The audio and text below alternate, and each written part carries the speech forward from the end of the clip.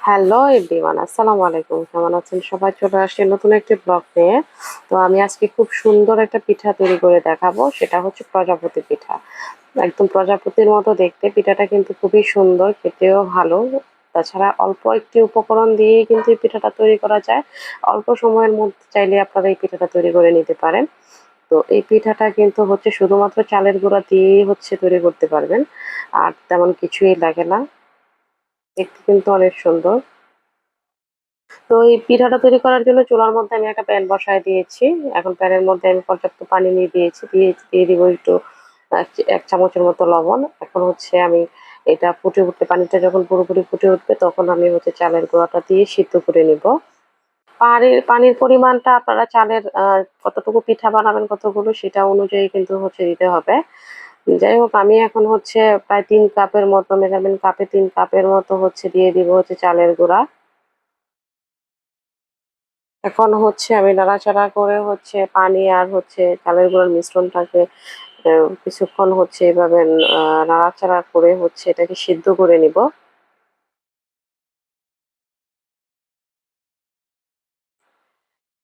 এখন ঢাকা দিয়ে দিব পিঠার যে মিশ্রণটা, সেটা যেন ভালো করে সিদ্ধ হয়। অবশ্যই ভালো করে সিদ্ধ করে নিতে হবে, তাইলে পিঠার শেপটা সুন্দর আসবে। আর যদি সিদ্ধ কম হয় তাহলে কিন্তু হচ্ছে পিঠার শেপ সুন্দর আসবে না, আর হচ্ছে পিঠাটা ভেঙে যাবে। গরম থাকা অবস্থাতেই কিন্তু হচ্ছে ডোটাকে হচ্ছে ভালো করে হচ্ছে মথে নিতে হবে। তো পিঠার সৌন্দর্যের জন্য আমি হচ্ছে অল্প একটু রেড ফুড কালার ইউজ করেছি। আপনারা চাইলে স্কিপ করতে পারেন। তো লিচি কেটে নিয়ে হচ্ছে আমি এটাকে হচ্ছে একটু মোটা করেই বেলে নেব, খুব বেশি পাতলা করা যাবে না। তো আমি হচ্ছে একটা ছিপি নিয়েছি। আপনারা চাইলে হচ্ছে বোতলের ছিপি নিয়েও হচ্ছে এটা করতে পারেন। আর হচ্ছে আমি ২টা চিরুনি নিয়েছি, বড় সাইজের চিরুনি নিয়েছি, যেন পিঠার যে শেপটা দিব সেটা যেন সুন্দর হয়। আপনারা চাইলে যে ঘরে আপনারা যে মাথা চুল আঁচড়ানোর যে চিরুনি, সেটা দিয়েও কিন্তু এটা দিতে পারেন। কিন্তু সেক্ষেত্রে হচ্ছে পিঠার যে সৌন্দর্যটা, যে প্রজাপতির যে শেপটা, সেটা হচ্ছে অতটা ভালো হয়তো ফুটবে না। তো যাই হোক, এটা আসলে বলে বোঝানোর মতো না, এটা আসলে এভাবে হচ্ছে দেখে বুঝে নিতে হবে।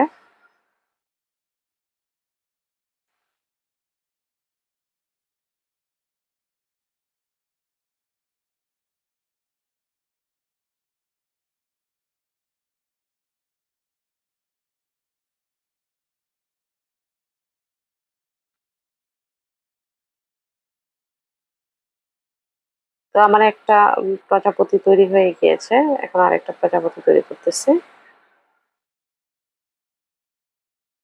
তো এই যে এক এক করে আমার ২টা প্রজাপতি তৈরি হয়ে গিয়েছে।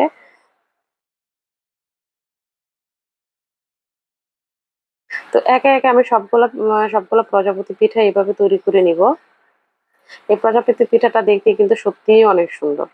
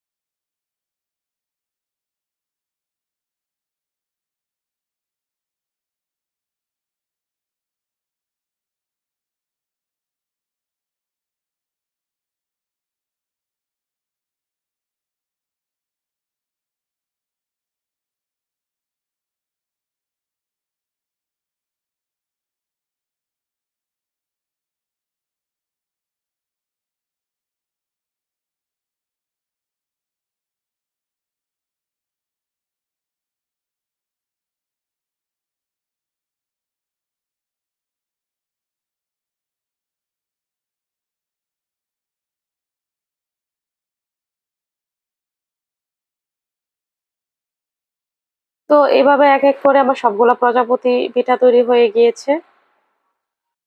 খুব অল্প সময়ের মধ্যে কিন্তু এই প্রজাপতি পিঠাটা তৈরি করে ফেলা যায়, আর দেখতেও কিন্তু অনেক সুন্দর।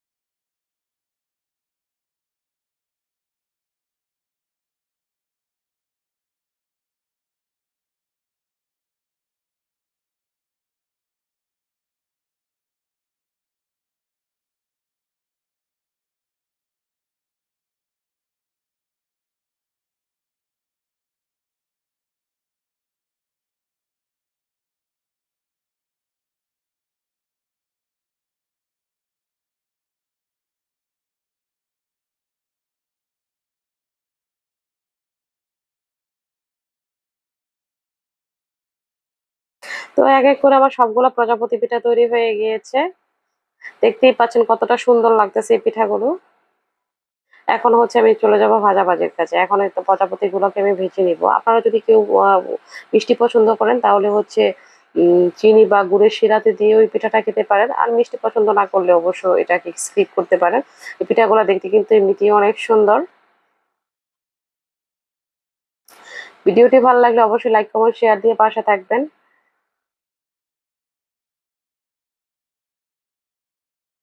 চলে আসবো এরপর হয়তো কোনো একটা ভিডিও নিয়ে। সবাই ভালো থাকবেন, সুস্থ থাকবেন। Take care. আল্লাহ হাফেজ।